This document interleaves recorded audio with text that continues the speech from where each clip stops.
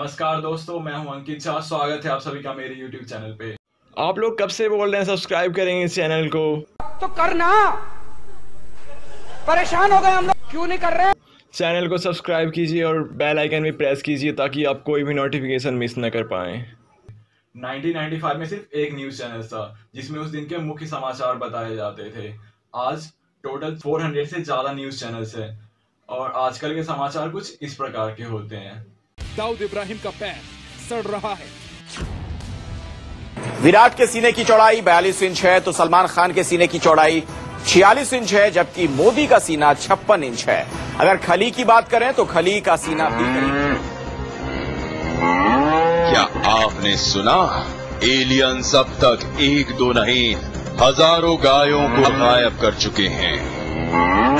आजकल के news channels में कुछ बातें कॉमन है, जैसे कि इलॉजिकल और फेक न्यूज दिखाना।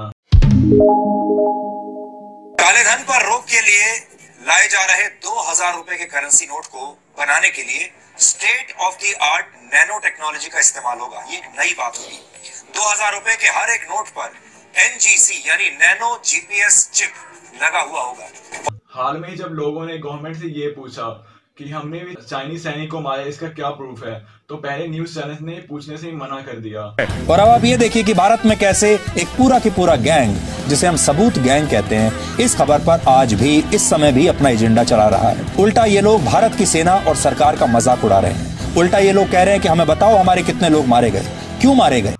लेकिन टाइम्स नाउ के न्यूज चैनल इससे एक कदम और आगे बढ़ गए। उन्होंने चाइनीज सैनिकों के नाम भी बताए। The names of 30 Chinese troops killed by Indian action. The names of the Chinese soldiers martyred are Kui Kang, captain of the Shanghai Brigade; Huang Mu, first lieutenant; Zhongwei Brigade; Peng Guiwing, first lieutenant; Zhongwei Song Zhan, first lieutenant of the Zhongwei; Liang Yan, first lieutenant of the Zhongwei Brigade; Shaoxia Sergeant Major Yi Jun Sheng Brigade; and Zheng Wu, Tao Yi, Kong He, Yes. Zi Yong, Feng Chin, Gu Kang, Tan Feng, Zhu Qin, Ren Lu Yin, Tian Zi, Du Ming. Alt news जो कि एक fact checking website है, उन्होंने ये बताया कि ये इन soldiers के नाम बता रहे हैं वो चाइनीज आर्मी में है ही नहीं, वो एक फेक लिस्ट है और व्हाट्सएप फॉरवर्ड है। बड़ी कमजोरी यह है कि वर्ष 1979 से लेकर वर्ष 2015 तक चीन में वन चाइल्ड पॉलिसी लागू थी, जिसकी वजह से चीन के ज्यादातर सैनिक अपने माता पिता की इकलौती संतान है। ऐसे में मुमकिन है कि युद्ध की स्थिति में चीन के सैनिक देश से पहले अपने परिवार के बारे में सोचेंगे, और ये वो इकलौती संतान है जिन्हें उनके माँ बाप ने बड़े नाजों से पाला है। ये सख्ती के आदी नहीं है और इनके ऊपर पारिवारिक जिम्मेदारियां इतनी बड़ी हैं कि ये लड़ने से पहले अपने परिवारों के बारे में सोचेंगे, अपनी जान बचाने के बारे में सोचेंगे। जनता को आप मूर्ख समझना बंद कर दीजिए। इस प्रकार की बचकाना बातें किसी के गले नहीं उतरती, लोग मजाक उड़ाते हैं। अगर आर्मी कुछ अच्छा काम करे तो मोदी जी, जब उड़ी पर आतंकी हमला हुआ था, वहां पर सेना के कैंप पर, आपने बहुत कड़ा फैसला लिया था कि दुश्मन के घर में घुसेंगे, उन्हें घर में घुसकर मारेंगे। और अगर कोई गलती हो जाए, ये सवाल उठाना कि चीनी सेना हमारे जमीन पर आ गई और हम सोते रहे, ये सरकार पर सवाल नहीं होता है, ये सेना पर ही सवाल होता है। खुद सेना का अपमान करते हैं और फिर बाद में फेक नेशनलिज्म शो करने के लिए सेना का मास्क पहन के रिपोर्टिंग करते हैं, और फिर यही रिपोर्टर्स बाद में हमें राष्ट्रवाद की नसीहत देते हैं। डिबेट्स इंडिया के लिए कोई नई बात नहीं है। फ्रीडम फाइट के टाइम पे भी इंटेलेक्चुअल पीपल साथ में बैठ के डिबेट करते थे। महात्मा गांधी और रविंद्रनाथ टैगोर के बीच स्वराज पे किया गया debate the great Indian debate के नाम से जाना जाता है आज भी। But unfortunately Indian media debates एक सर्कस बन चुका है जहाँ पे बहुत सी बातें कॉमन है, जैसे कि डिबेट्स के टॉपिक। एक फेयर डिबेट्स के टॉपिक सोसाइटी के वेलफेयर के ऊपर होना चाहिए, ना कि किसी ऐसे टॉपिक पे जिससे दंगा फैले। But unfortunately most of the debates के टॉपिक रूलिंग पार्टी के क्वेश्चनिंग करने के बजाय ऑपोजिशन को क्वेश्चनिंग कर रहा होता है, और इसमें आम लोगों के काम की बात नहीं की जाती है। सेकंड है चॉइस ऑफ पैनलिस्ट। एंटरटेनमेंट के लिए ऐसे लोगों को बुलाया जाता है जो एग्रेसिव और एक्सट्रीम बातें करते हैं, और इसीलिए पैनलिस्ट को बुलाने से पहले उन पर रिसर्च भी नहीं करते। जैसे कि ये हैं सिफू जी, ये खुद को एक्स आर्मी ऑफिसर और कमांडर ट्रेनर बताते हैं, बट द लल्लन टॉप ने इन्वेस्टिगेशन करके ये बताया था कि ये कभी आर्मी में थे ही नहीं। थर्ड है नंबर ऑफ पैनलिस्ट। एक अच्छे पैनलिस्ट का मतलब ये नहीं होता आप पूरे दुनिया को ही अपने शो पे बुला लो, और इसीलिए इनके एक बैलेंस्ड पैनल नहीं होता। किसी व्यूज को ज्यादा लोग सपोर्ट कर रहे होते हैं, वहीं किसी दूसरे व्यूज को कम लोग सपोर्ट कर रहे होते हैं। डिबेट्स के दौरान लाइव ऑडियंस का होना भी अच्छा नहीं होता, क्योंकि उनकी तालियों की वजह से स्पोक्स पर्सन का हौसला बढ़ता है और उनसे तालियां बजवाने के लिए वो ऐसी चीजें करते हैं। बोलिए भाई 56 इंच की सीना कहाँ है? कम से कम मोदी जी ने ये तो नहीं कहा अरे शिकंजी वाला तो कोका कोला बेचता, इससे शिकंजी वाला कहाँ से आ गया? कम से कम मोदी जी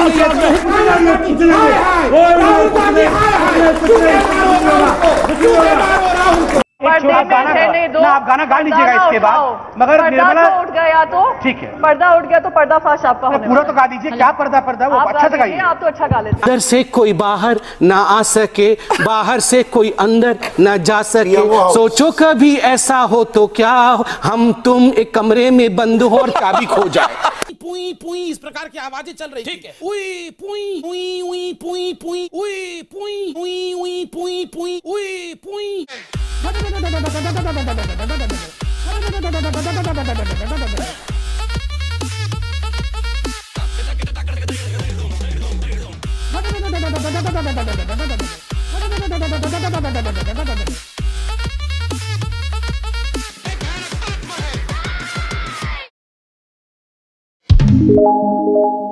वो न्यूज चैनल जो ऐसे एक्सक्लूसिव इंटरव्यू दिखाते हैं उनकी टीआरपी ज्यादा होती है और एडिटर्स की मजबूरी हो जाती है फिर ऐसे सवाल पूछना इंटरव्यू के लिए। आप अपनी जेब में पर्स रखते हैं क्या? पर्स रखते हैं क्या? बटुआ जिसके अंदर पैसे होते हैं। How would you look back on the 3.5 years of your term in office? So much हुआ है, कितना किया है और क्या बचा है? क्या क्या बना लेते हैं आप? ये सब कुछ बनाता हूँ। सब कुछ सब रोटी बेलनी भी आती है आपको? हाँ सब कुछ बनाता हूँ। पूरा मतलब खाना तैयार। एडिटर इसलिए भी सवाल नहीं पूछते गवर्नमेंट से क्योंकि या तो वो खुद किसी पॉलिटिकल पार्टी से जुड़े होते हैं या फिर उस चैनल के ऑनर किसी पॉलिटिकल पार्टी के लीडर होते हैं, फिर उनके लिए प्रचार प्रसार करते हैं। डॉक्टर सुभाष चंद्रा ने हिसार में बीजेपी के उम्मीदवार डॉक्टर कमल गुप्ता के लिए वोट मांगा। इसके अलावा चाहे कोई भी गवर्नमेंट हो, उनके एड्स इन न्यूज चैनल्स पे चलते हैं जिसके लिए न्यूज चैनल्स को करोड़ों मिलते हैं। मोदी गवर्नमेंट ने अपने लास्ट 5 ईयर में टोटल 5,909 करोड़ खर्च किए हैं एडवर्टीजमेंट पे, जिसका ज्यादा पैसा न्यूज चैनल्स और पेपर्स में जाता है। न्यूज चैनल्स पॉलिटिकल पार्टीज के बहुत बड़े क्लाइंट होते हैं और एक न्यूज चैनल्स का ऑनर जो कि एक बिजनेसमैन होता है, क्या वो कितनी आसानी से किसी पॉलिटिकल पार्टीज की बुराई कर पाएगा?